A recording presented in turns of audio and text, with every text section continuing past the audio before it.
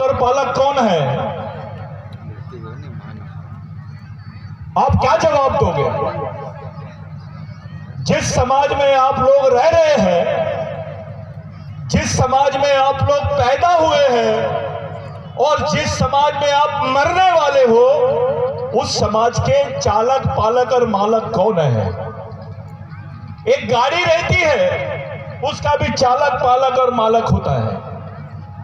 एक कार होती है, उसका भी चालक, पालक और मालक होता है। एक साइकिल होती है, उसका भी चालक, पालक और मालक होता है।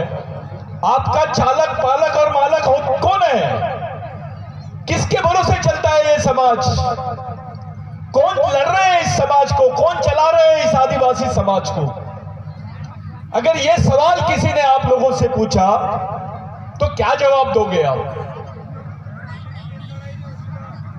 क्या नेताओं के भरोसे समाज चल रहा है? यस और नो? नेताओं के भरोसे चल रहा है क्या? नहीं। कोई पार्टी के भरोसे समाज चल रहा है? तो किसके भरोसे चल रहा है? आप तो कुछ भी नहीं किए। हम लोग तो कोई व्यवस्था ही नहीं है हमारे समाज की। ना कोई समाज को समझाने वाले लोग हैं, ना समाज को एक जगह ट्रेनिंग देने वाले लोग हैं, ना ही समाज का ऐसा संगठन अपने पास है जो आर्थिक रूप से हर बच्चे को तैयार कर सके, मानसिक रूप से तैयार कर सके। आपकी जवाबदारी, नैतिक जवाबदारी, सामाजिक जवाबदारी लेने वाले लोग कौन हैं? किसके दरवाजे पे जाएंगे आप लोग? ऐसा कोई चेहरा, ऐसे कुछ लोग जो पूरे देश के आदिवासियों के बारे में सोच रहे हैं। समाज आदिवासियों का, उस पे नियंत्रण दूसरों का है। आप पे नियंत्रण आपका नहीं है, कोई दूसरा ही नियंत्रण कर रहा है, क्योंकि आपके बच्चों को तो दूसरे लोग पढ़ा रहे हैं। आपके बच्चे के दिमाग में वो सोच डाली जा रही है जो आपके समाज से कोई लेना देना नहीं है। जिसका आपके बच्चों में वो सोच डाली जा रही है। 4 साल के बच्चों को, 5 साल के बच्चों को ये बताया ही नहीं गया। 100 साल हो गए बिरसा मुंडा को, 1900 में उनकी डेथ हुई। आज हम लोग 2022 में उसको यहां पर बिरसा मुंडा का गाथा स्थापित कर लिए हैं। 122 साल बाद यहां के आदिवासियों से मुलाकात होती है बिरसा मुंडा की। 122 साल बाद में यहां के आदिवासियों को समझ में आता है कि उनका भगवान कौन है। ये ताली वाली बजाने वाली बात नहीं है। कौन है तुम्हारे समाज का चालक, पालक, मालक कौन है? अगर किसी ने तुमसे पूछा तो क्या जवाब दोगे, ये बताइए मेरे को। कौन है ऐसा जो आपके समाज का चालक, पालक और मालक है? अपने अपने बच्चे को संभालो, थोड़ा बैठाओ उसको। कौन है जिसके भरोसे ये समाज चलता है? अरे यहां तो बच्चा आपका है, सोच दूसरों की है उसके दिमाग में। पैदा आप करे हो, लेकिन वो मानता दूसरे की है, बाप की नहीं मानता, भाई की नहीं मानता। लाखों की संख्या में आदिवासी है, लेकिन उनके दिमाग में जो नियंत्रण है वो आदिवासियों का नहीं है। किसके नियंत्रण पे चल रहा है ये समाज? किसकी सुनता है? अभी वो गाड़ी में से लेके आए। किसके नियंत्रण में चलेगा ये? कौन कर रहा है इस समाज की देख रेख?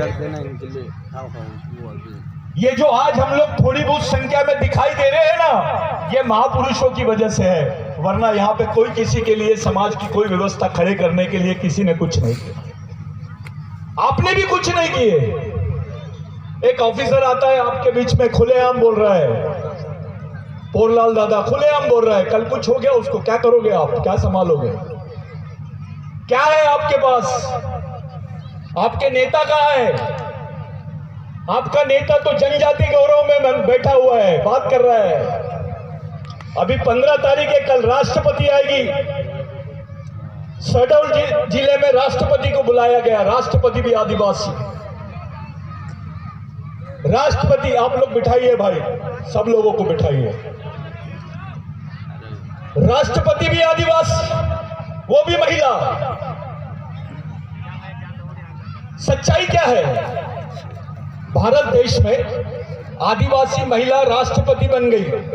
राष्ट्रपति बनने के बाद भी उस राष्ट्रपति को ये लोग खुलेआम आदिवासी राष्ट्रपति नहीं बोलते हैं, उसको जनजातियों का राष्ट्रपति बोल रहे हैं। यानी इस देश में राष्ट्रपति बनने के बाद भी आपको सम्मान नहीं मिलेगा जो चाहिए। इसी देश में जहां पे मध्य प्रदेश में राष्ट्रपति आ रही है, उसी मध्य प्रदेश में आदिवासी बच्चियों को बेचने का काम चल रहा है। हमारी बच्चियों को खरीदा जा रहा है 20 साल के लिए, 14 साल के लिए, 10 साल के लिए दूसरे बड़े शहरों में उनको काम के लिए भेज देते हैं। रोज अखबार में 2-4 दिन के बाद में आपको ये खबर सुनने में आती है कि भाई आदिवासियों को इतने बच्चों को बेचा गया, झारखंड के बच्चों को बेचा गया, महाराष्ट्र के बच्चे को बेचा गया। कुछ जगह तो आदिवासी बच्चों को मारा जाता है, उनकी किडनी निकालते हैं, उसको बेचते हैं। कल उनके बच्चों के साथ हुआ, परसों तुम्हारे बच्चों के साथ होगा। तुम क्या करोगे? कहां जाओगे तुम? एक महिला देश की राष्ट्रपति, दूसरे तरफ इस देश का चित्र है कि 13-13 साल की लड़कियों के हाथ में बंदूक है और वो आदिवासी बच्चियां हैं। 13-13 साल की लड़कियां, बैठ जाओ। 13-13 साल की आदिवासी बच्चियों के हाथ में बंदूकें हैं, उनको नक्सलवादी बोल रहे हैं। अरे 13 साल के बच्चे को तो कुछ नहीं समझता है। जो 13 साल के बच्चे हैं, जब भी पोरलाल दादा ने लड़कों को खड़ा किया कि भैया 14 साल का कौन है, अब 13 साल की बच्चियों में क्या है, वो भी नक्सलवादी कहलाते हैं। 9 साल का बच्चा भी नक्सलवादी कहला रहा है इस देश में। यानी आदिवासी का जो भी बच्चा पैदा होगा वो नक्सलवादी पैदा होगा।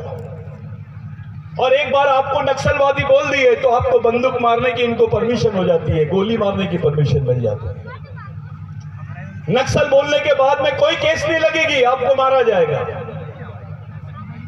इस देश में एक अलग भाषा वापर रहे आदिवासियों के बारे में, एक षड्यंत्र चल रहा है।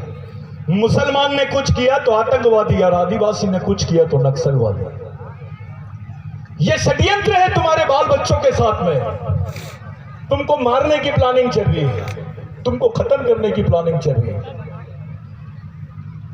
आप लोग आज बिरसा मुंडा को याद कर रहे हैं। मैं जब भी दादा बहुजन विचारधारा से वो प्रेरित है, मैं उनका भाषण सुन रहा था।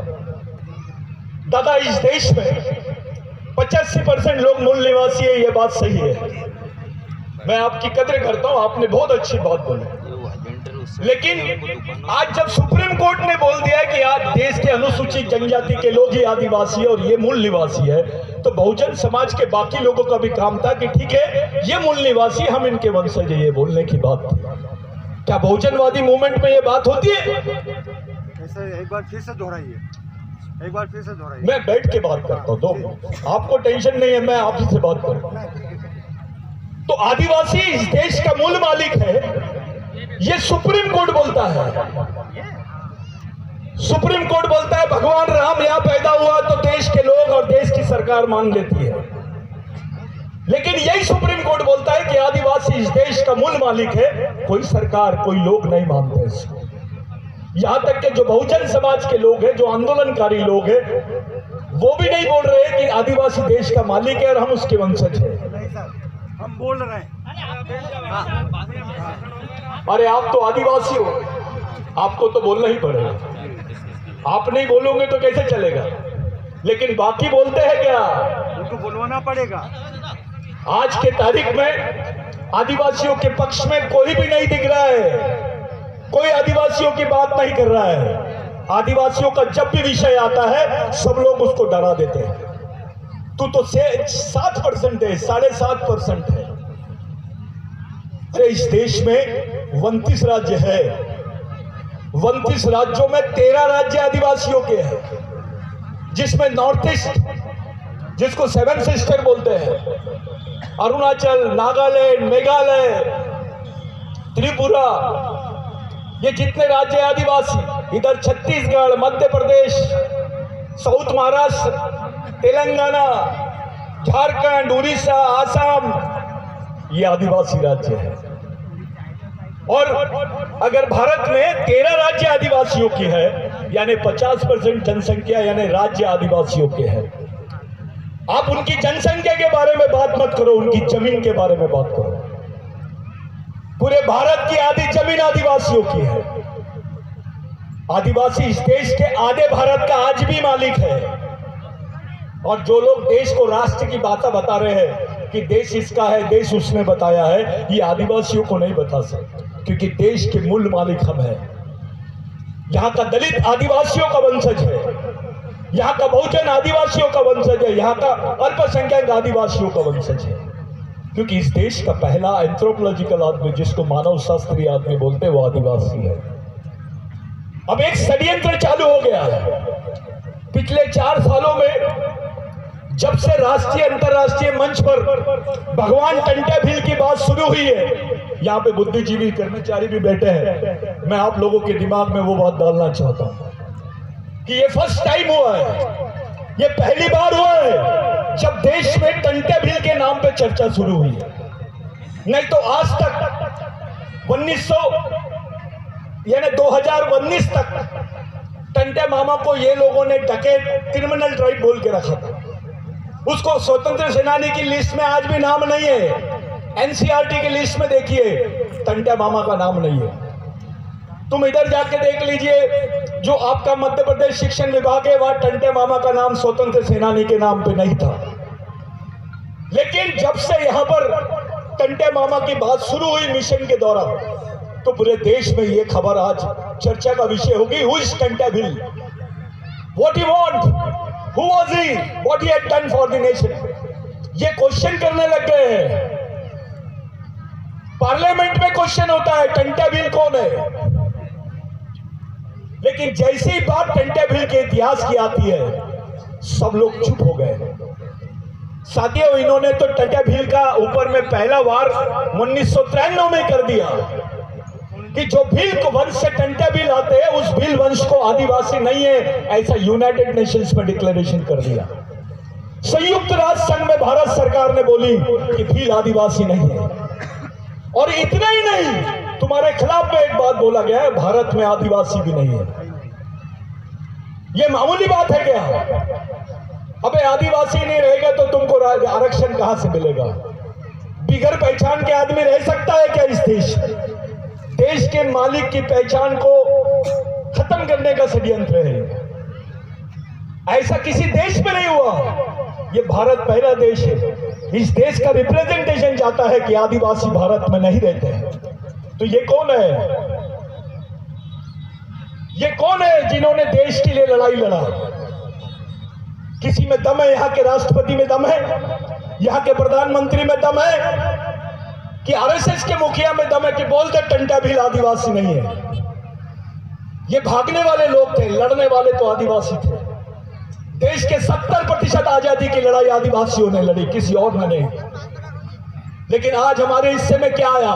भूखमरी, गरीबी, नक्सलवाद, ये हमारे हिस्से में आया। विस्थापित सबसे ज्यादा आदिवासी हुआ है देश के लिए, जमीनें आदिवासियों की ली गई, बेरोजगार आदिवासी हुआ है, भूख से मर रहा आदिवासी है, नक्सलवादी आदिवासियों को बोल रहे हैं। नक्सलवादी यानी देशद्रोही। अबे जो देश का मालिक है वो देश का द्रोही कैसे हो सकता है? जो देश का मालिक है उसी को तुमने देश के खिलाफ में खड़ा कर दिया। ये जो आने वाली पीढ़ी है ये हमको माफ नहीं करेगी।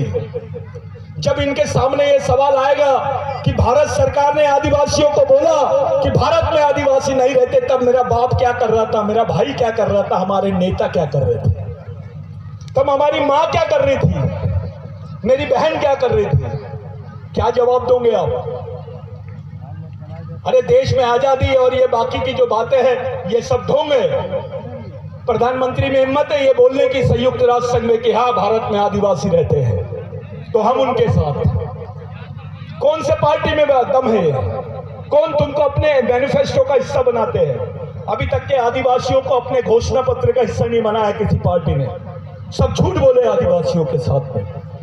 किसी ने तुम्हारे बारे में नहीं सोचा और ना ही सोचेंगे, क्योंकि खुद तुम अपने बारे में नहीं सोचते। हमने अभी तक के कोई अपना मिशन ही खड़ा नहीं किया। ये बच्चों के दिमाग में गले में गमछे डाल दिए।